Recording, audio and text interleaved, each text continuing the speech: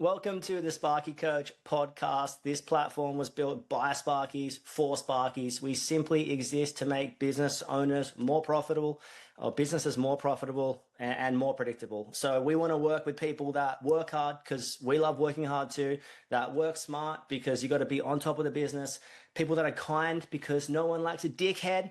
Am I right? People who want results because that's what we're here for, right? And people who want to be part of a like-minded community. So if you're interested in hearing more about the platform, please reach out and enjoy the podcast. Sparky Coach Pod, Crowy here, coming at you for another one of our weekly installments. This one's called The Hard Life, and that is a absolute shout out to Ryan Hardy, maybe the greatest bodyboarder. No, Mike Stewart's in there, of course, up there, of course, the GOAT. But Ryan Hardy, incredible bodyboarder. If you grew up on the boog, you know exactly what I'm talking about. If you didn't, just reference Ryan Hardy to some other demigod in your sport of choice. Maybe it's Roger Federer, maybe it's Ricky Ponting, maybe it's some crazy bike rider or skater that I don't know the name of. But Ryan Hardy, this is a shout out to you. And if you're listening, hey, send me a message. But probably not. But anyway, here we go. The Hard Life. So the pod's framed around this comment that you would have heard this before. This is a classic case of, I guess, the Melbourne Storm run this theology, and I love it. Listen to this. Hard work beats talent when talent doesn't work hard. Hard work beats talent when talent doesn't work hard. And it's that I love it because it's got that stewardship notion to it. It's got, hey, you've been given something, and no doubt you started the business because you're an absolute godsend weapon demigod on the tools. Just look yourself in the mirror and be like, that's me. I started exactly because of that. And that's cool. And that's why most of us did it, right? You're an absolute weapon and you're ripping and tearing and your boss is making all this money off you. And that's awesome. I also reference this. You're going to be listening to this of one of two places. You're going to be listening to this in a place where that's you right now and you've got to work out how to make money. Or you're going to be listening to this as a place, as a boss with a really established business. And make no mistake, guess what your employees are thinking? This guy's making all this money off me. You know what I mean? So you've got to play, you've got to sort of recognize that. You've got to be relatively open book with your employees. I'm not going to touch on that too much at this point. It's not what the pod's about, but like, you got to be conscious. As the boss, you got to be conscious. People are watching you. They're watching where you live, what you drive, just your lifestyle, your amount of holidays, all that kind of stuff. And that's cool and that's normal. But don't be scared to let people in a little bit and let them know what it really costs. One time someone sent me this email. I really should dig this up and post it. It's heaps funny. Basically said, hey, you're paying me this and you're billing me out of this. I want a pay rise.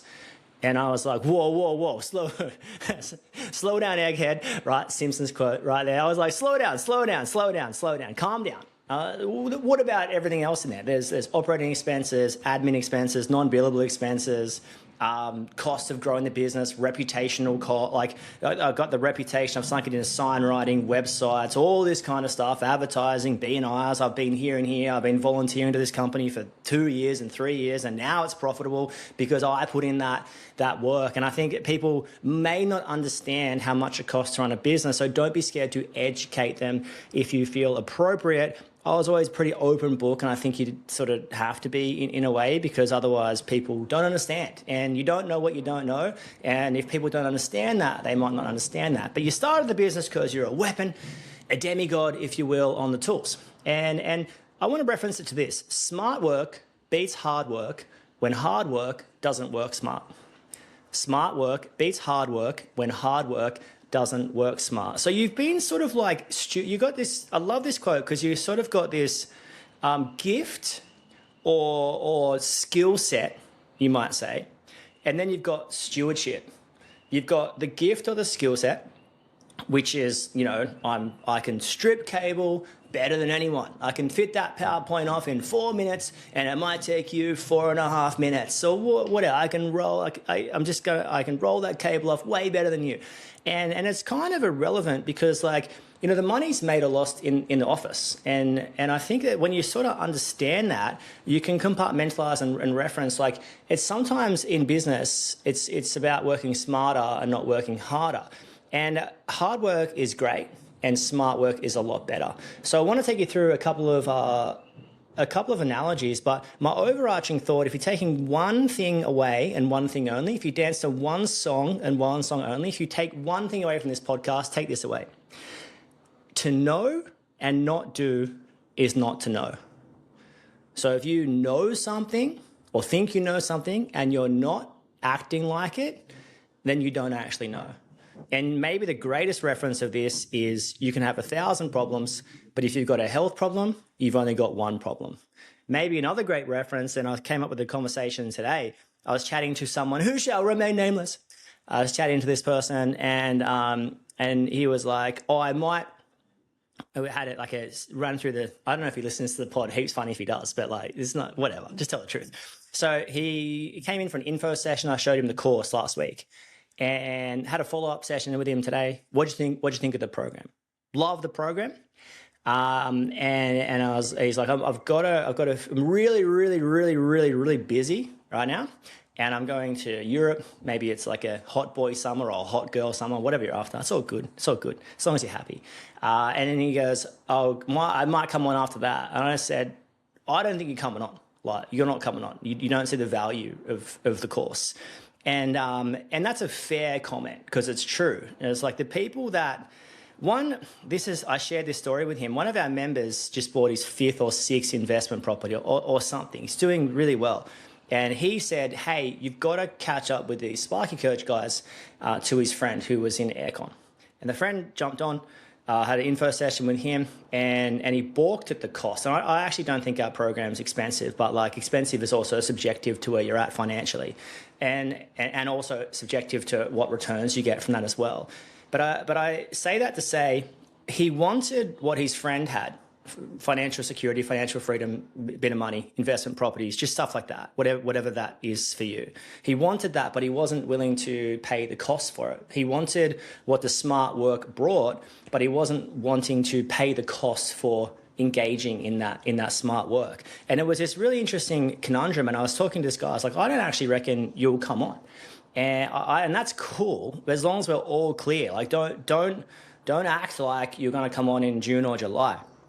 So just be real with yourself and be like, you actually don't see, because he's like, I'm so busy on site. And I'm like, just be real with yourself that you don't see the value of the office work. You don't see the value of measuring every single job. You don't see the value of making good decisions behind the scenes. You don't see the value of sitting with an accountant every month and closing the month. You don't see the value in this. So you think you see value in hard work, but you don't see value in smart work. You'd have no dramas spending money on some testing equipment or a ladder, but you will have a problem basically with the thing that's going to make you money.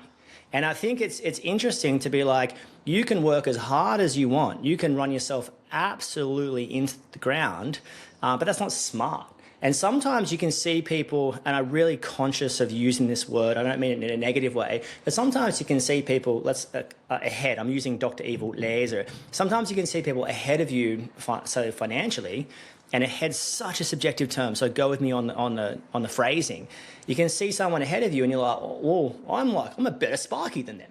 Like, I roughed in that house in 2 weeks. That would have taken anyone else a month. And you're telling your friends, and this is where you see people get on their high horse at the pub and be like, oh, I tried that, it didn't work, or I'm the best person going around. And that might be true.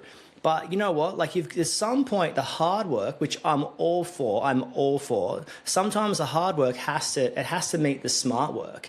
And smart work beats hard work when hard work doesn't work smart. So with this guy, I sort of said that to him, and he was like, yeah, actually, that's really challenging. That's incredibly challenging. And he's going to have a think about that, because we don't put any sales pressure on anyone. I just don't think that's ever the right way to sell anything.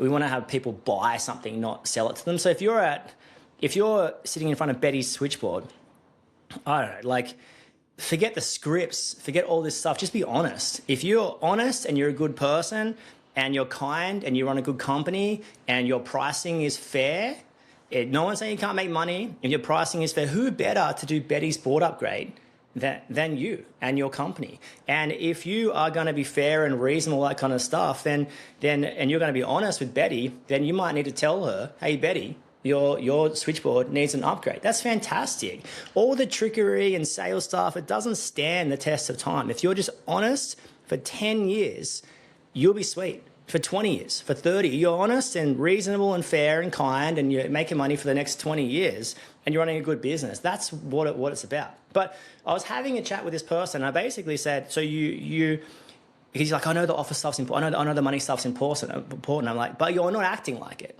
You're not acting like it. You're not acting like you. So to know and not to do is not to know. You don't actually understand. And this is why so many successful people have to hit rock bottom and hopefully you can interject before that happens. So many successful people, especially financially, hit some sort of bankruptcy or some sort of rock bottom before they explode. And it's because they know now. It's like to know and not do is not to know. They know the reality of rock bottom, and they're like, I'm not doing that again. Stuff that. I'm not doing that. I'm not doing that again. I know, so I'm going to do. I know, so I'm going to do. So reference your actions and how you're acting. Are your actions lining up with what you know? And if you really knew that, would you act like that?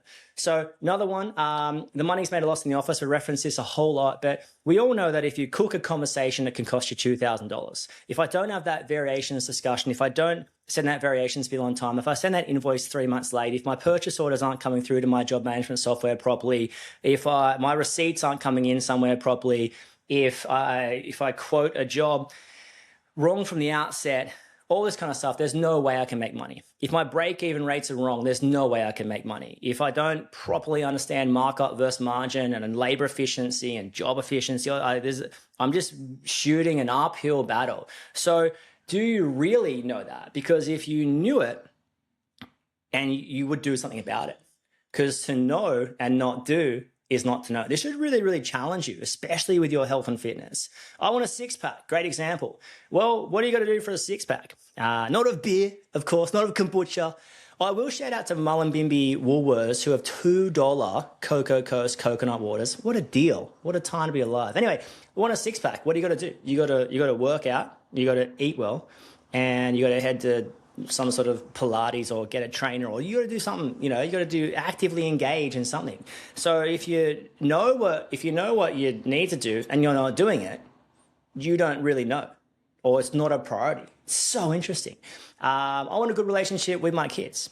I know that's important. I want a good relationship with my partner. I think no one sitting here would say otherwise. Maybe situationally you've ended up in a position that you never intended to, for either your own fault or someone else's fault, but no one sets out with really poor intentions in that area, right? So, but if you want a good relationship with your kids, you got to spend time with them, listen to them, get better, be a better parent, learn how to actively engage with them in what they're doing, and spend time with them and spend quality time with them.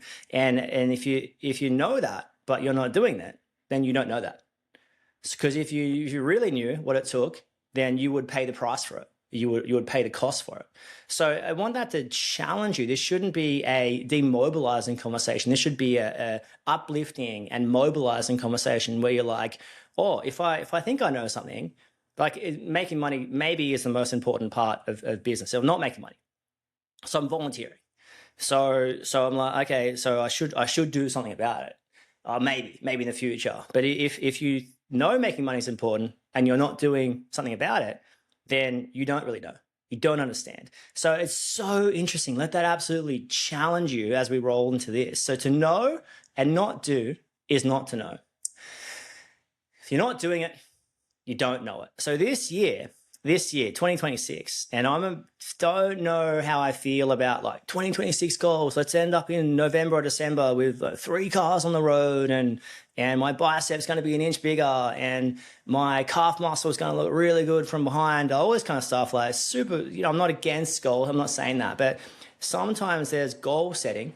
And it can be a bit too optimistic. I've done a really good pod on this maybe a couple of pods ago, but sometimes you can get way too optimistic, or you can sell yourself way too short in goal setting. And the age-old rule is you can achieve a lot more in 10 years than you think, and a lot less in 1 year than you think. Over the 10-year trajectory, you can do some amazing things. You can do some huge things. The compound interest of making good decisions, the compound interest of making good money, the compound interest of organic business growth will no doubt see you in a fantastic position in 10 years' time. But if you want it all too soon, you might pay the cost for that. And here's the thing, to know and not do is not to know. So everybody knows if you do the right thing in business for 10 or 15 or 20 years, you're going to be sweet. If your product remains good, your communication remains good, your website looks sexy, you're a bit of face-to-camera social media person, your pricing is good, your team is good, your job management software is set up properly, your accounts management is regular, like you're closing the month and you're closing weeks, and if you do that consistently for 20 years and you maintain an excellent product on-site and off-site and excellent pricing, your life will be fantastic in 20 years' time. The problem is, and especially with modern day advertising and even coaching advertisements, we want to do everything in 12 months or 6 months or 3 months. We want to learn our pricing in like 2 months, where I sit with numbers arguably more than anybody, like arguably in this space. I'd be quite confident saying that.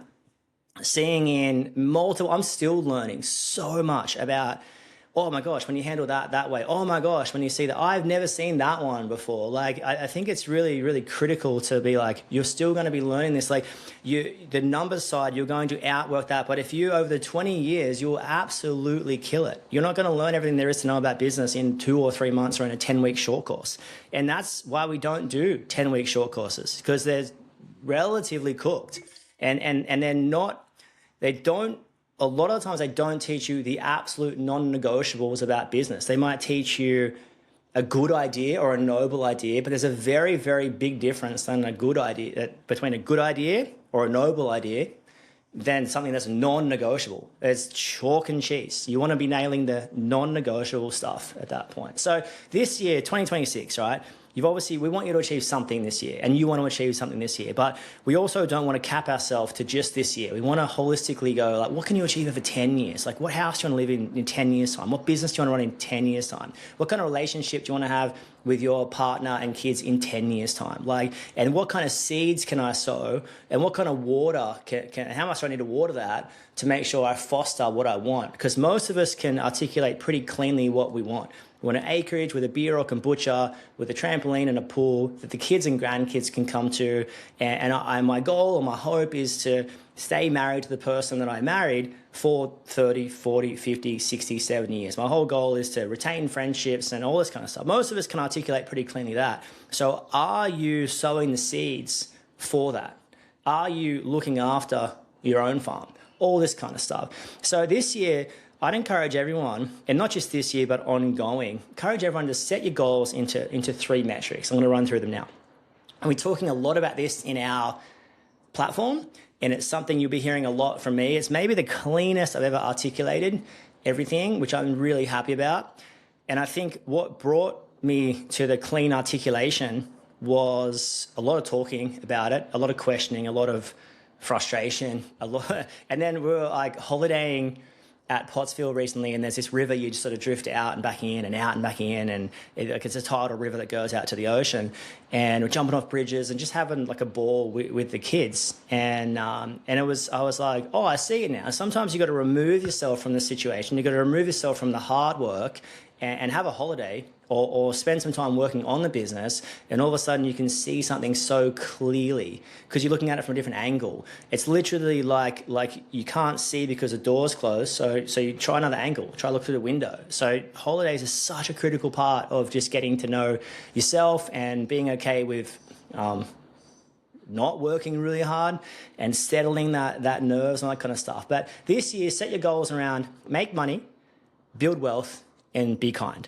It's something that if you follow us on Insta or socials, you're not going to go too far without seeing make money, build wealth, and be kind. So make money, goal number 1. What does that actually mean? We want you to achieve a market wage. So in other words, what you could stand up, quit your job for, and walk in next door, 3 doors down, and get from another electrical company in a similar role. Chances are it's between 90 and 120 plus super on tools and 120 to 150 off tools. Very, very close to that, plus super, plus fan. So we want you to achieve that, and we want you to achieve a business net profit of between 20 and 35%.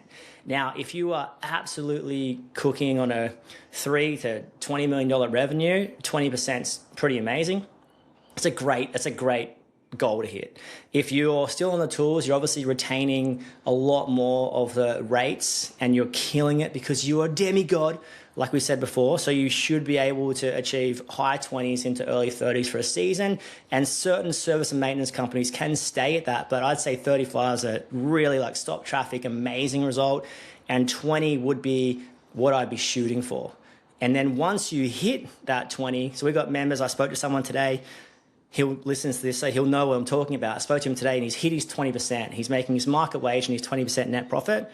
And I was like, sweet, that's good. Now the real fun starts. Now we've got to increase 1%, 21 to 22 to 23 to 24 to 25, or stay 20 and increase the revenue from 3 to 5 million. Watch what happens. So we're increasing at that point. So it's interesting. And I want you to see the overarching rule is market wage, net profit 20%, right? Let's just say that's it for now.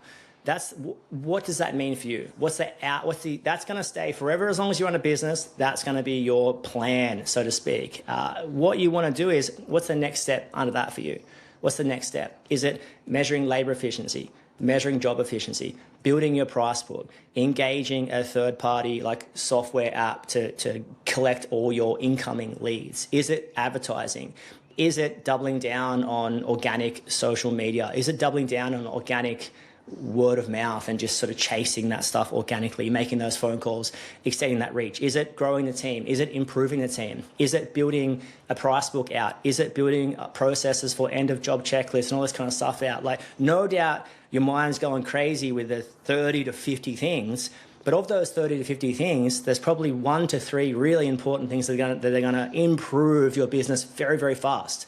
So do those things. So your organic or your goal, overarching goal is in the making money, market wage, net profit, 20 to 35%. Cool. So what's your 2 or 3 steps this month? Where are you hoping to be by the end of the year? And the reason I don't love extending it by the end of the year is you can achieve so much items up until that point. As you just have this one goal end of the year, you can sort of forget about the in-between. And you might not have to push very hard. So try and stage it into monthly engagements. Anyway, and obviously back to this. What does 1% net profit mean? If you're at a 5 mil revenue, that's $50,000. Or if you're at $1 million revenue, it's $10,000. But if your million revenue wants to get to 2 million revenue, 3 million revenue, 4 million revenue, that increase in net profit 1% is going to really stack up. It's going to really add up. It's going to make a really massive difference to your business and your financial situation and your livelihood. Huge. So set some goals in and around that, right? So huge. What are you going to do to improve your net profit of your business, which is arguably one of, if not the most important number alongside probably gross profit that you'll ever see, On that, sat with someone today and we showed him our close the month sheet. He's just jumped on our program and showed him how we close the month. And he's like, oh, this is a bit scary. This is a bit going over my head a little bit. I'm just like, don't worry about it. Just watch, engage, learn. Just over time, in 12 months, this will be normal to you. So that's the goal, right? If you're training an apprentice, roughing in a power circuit or roughing in PowerPoints or roughing in like your light, active neutral, so roughing in your switch wires, roughing in your smokies, roughing in your data, roughing in your whatever. What was once foreign and unusual becomes normal. Over what? Over time and practice. So getting in front of your numbers, although it might feel uncomfortable, one time in the next 6 to 12 months, it's going to feel comfortable. It's going to feel more natural. You're going to go, oh, I can see where I'm going wrong in that thing. So make money, huge one. Second one is build wealth. What are you doing this year to increase your net worth? What are you doing this year to increase your net worth? Go and talk to your partner, talk to your family member, talk to yourself, talk to your best friend. What are you doing this year to improve your net worth? Are you increasing your debt or are you decreasing your debt, depending on where you're at? Are you looking to buy personal property, save it for an investment, commercial property, second commercial property, invest back into the business? What are you looking at? Shares, what are you looking at? What this year, you're going to pay an extra mortgage repayment, 2 extra mortgage repayments? Are you going to sell somewhere and buy somewhere? What are you doing this year to improve your net worth? So important, right? There's no point making money year to year if you're spending it all. There's no point in making money if you're not building wealth, right? And a huge part of building wealth comes down to this one sentence: spend less than you earn. Spend less than you earn. And a lot of the dramas is people don't know how much they earn because they take out in drawings or they take out in distributions. So you've got to really nail that part. And I think the cleanest way forward is to pay yourself a market wage and to take a profit share from the business once a month at some point once you've closed a month. It's going to help you assign that, oh, I got lots of money this month, or that's because of the hard work or smart work or combination of both I put in last month. It's going to help you cleanly articulate, do good, get more money. Do smarter work, get more money. And it's going to really cleanly line those two things up like a neuro pathway. All right. So make money and build wealth. So are you hitting your market wage and net profit 20 to 35%? If not, why? There's a great article. It's not even an article. It's what Toyota implemented as part of their training facility in Japan. So basically it was the rule of 5 whys. So my market wage isn't there. Oh, sorry, my net profit's not there. Why? Oh, because my net profit's out. Why? Because my gross profit's out. Why? Because I'm losing money across quotes between 20 and 50 grand. Why?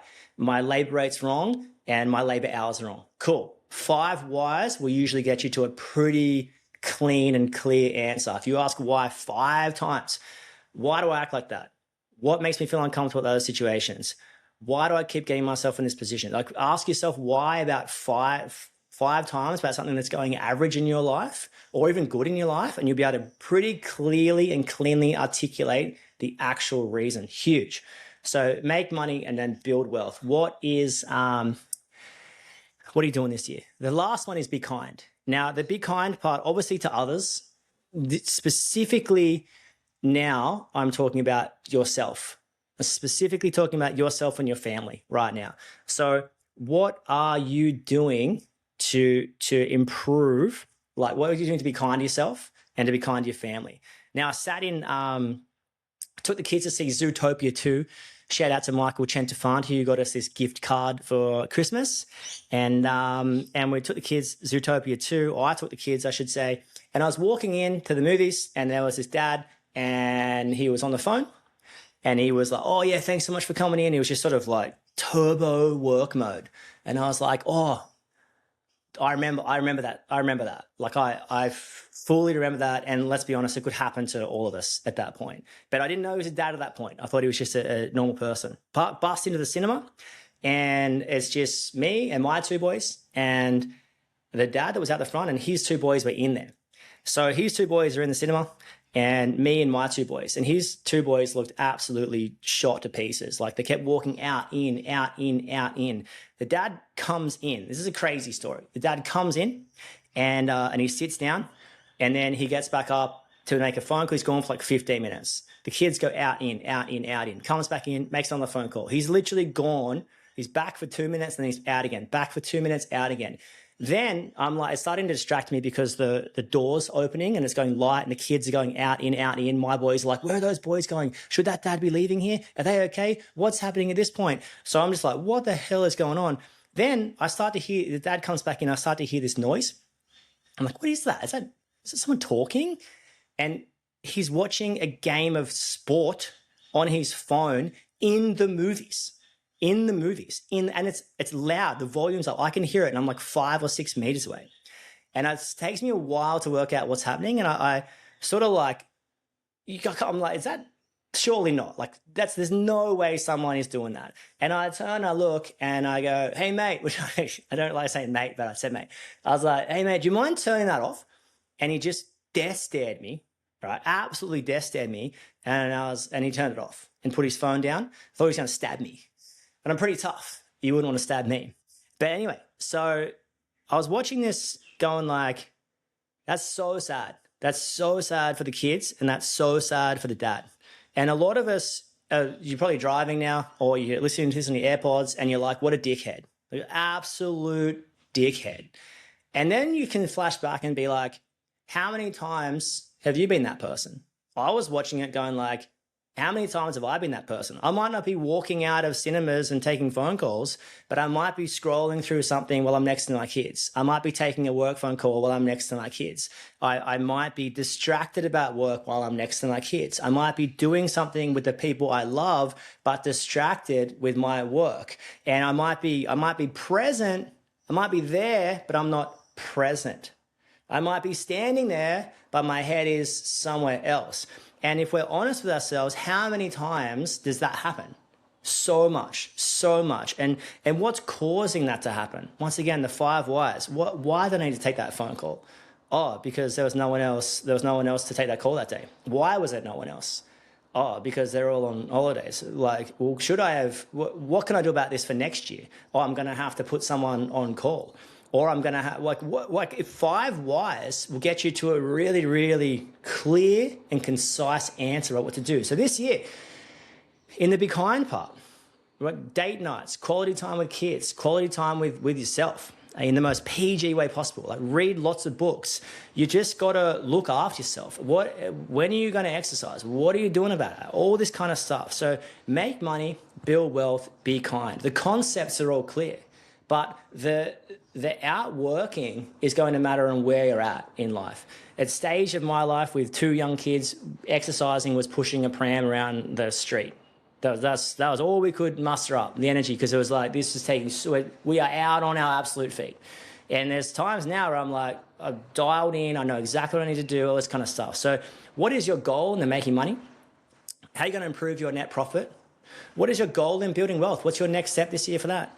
And what is the being kind part? What does that mean? Are you going to surf more? Are you going to join a cricket team? Are you going to join a 5-a-side soccer? Are you going to practice soccer with your little boy or girl? Are you going to be more present in the afternoons? Are you going to get out of nighttime work by releasing your admin? What are you going to do this year in that world? And if you can nail those consistently over time, you will do some absolutely huge things. So basically, wherever you're at, stop and take traffic and traction. What's happening in your life? Take some responsibility. What's happening in your business? Take some responsibility. Because if to know and not do is not to know. To know and not do is not to know. So if you really understood something, really understood the value of something, really understood the value of time, really understood the value of your business, really understood the value of opportunity costs, really understood the value of net profit, really understood the value of spending quality time with your kids, you would act differently. And I want to encourage you this year, be the best version of yourself you can. Be just improve, just get better. Where you're struggling, ask yourself those 5 whys, and you'll get to a really, really clear answer. As Tupac says, this year it's time to make changes, right? It's time to make changes. And what changes are you going to make to get a better result? Because smart work beats hard work when hard work doesn't work smart. Smart work beats hard work when hard work doesn't work smart. So be blessed out there. Have a good time. Have a good day. Look after yourselves and send me your goals. I'd love to see them because I'm so interested and I want to follow on for the journey. And maybe you can't do everything you want this year, but maybe you can do a lot more than you think in the next 15 to 20 years. Thanks for hanging out. Crowley out. That's a wrap on another podcast. Whatever you're doing, don't be too busy to stop and check if you're making money. And above all else, you know the rules. Be kind. See you soon.